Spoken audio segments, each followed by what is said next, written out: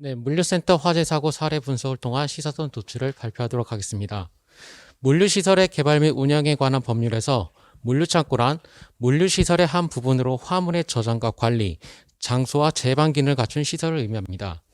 소비 형태의 변화와 수입 증가에 따라 물류 산업이 빠르게 확대되고 대형 물류창고, 특히 냉동창고 건설이 늘어나고 있습니다. 최근 5년간 물류창고에서 발생한 사고 재해율은 전체 산업의 사고 재해율 대비 낮은 수준이지만 냉동창고 특성상 건물 구조가 폐쇄적이며 우레탄 폼을 사용한 샌드위치 패널을 사용하고 있어 화재 발생 시 유해가스뿐만 아니라 불의 확산 속도가 빨라 대형 화재로 이어지기 때문에 심각성과 사회적 이슈가 높습니다.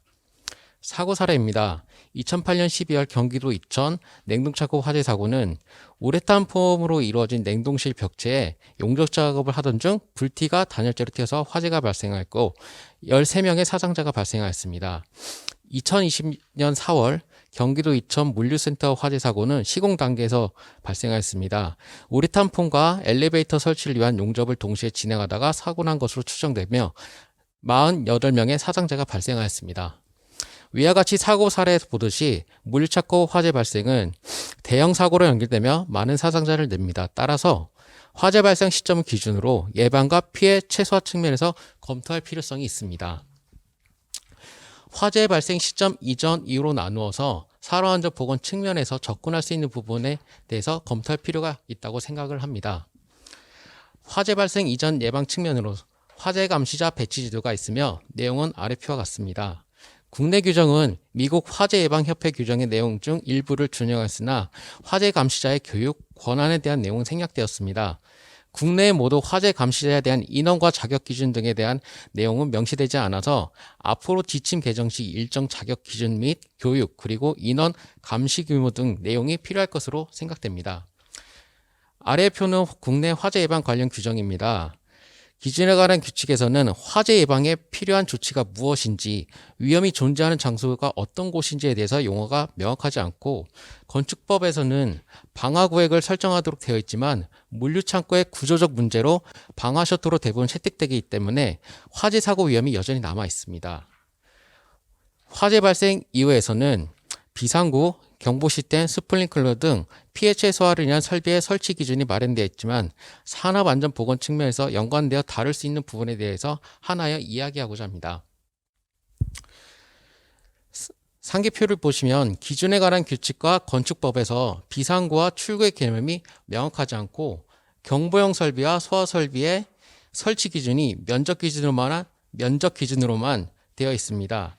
또한 성능에 관한 내용이 명시되지 않아 타 규정 준용이 필요하다고 생각됩니다. 세 번째, 제도적 개선 방안입니다.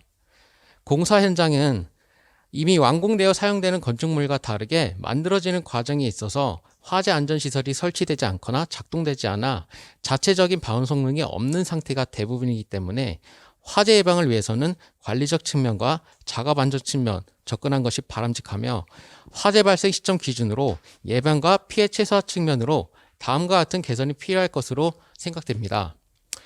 첫 번째, 화재 예방 측면입니다.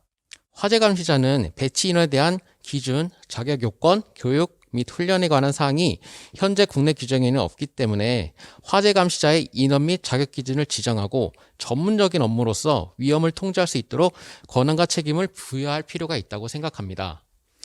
두 번째, 방화구역 설정입니다.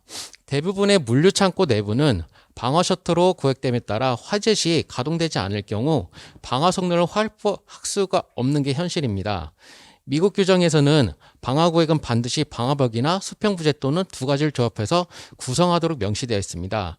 따라서 지침에서 창고 시설의 하나에서도 방화벽 설치나 피난구역 설치를 하도록 제시를 하고 우레탄 폼칠 작업 등은 화재 위험 작업 전에 완료할 수 있도록 공정 단계 조정 및 개선을 업계에 권고할 필요가 있을 것으로 생각이 됩니다. 그리고 용접, 우레탄 뿜칠, 도색 등이 여러 작업이 혼재된 상태에서 작업을 진행함에 따라 화재 위험성이 증가하므로 현실적으로 혼재 작업에 규제가 안 된다면 용접 등 화기 사용을 배제할 수 있도록 관련 기술 개발과 연구가 필요하다고 생각이 됩니다. 두 번째, 피해 최소화 측면입니다.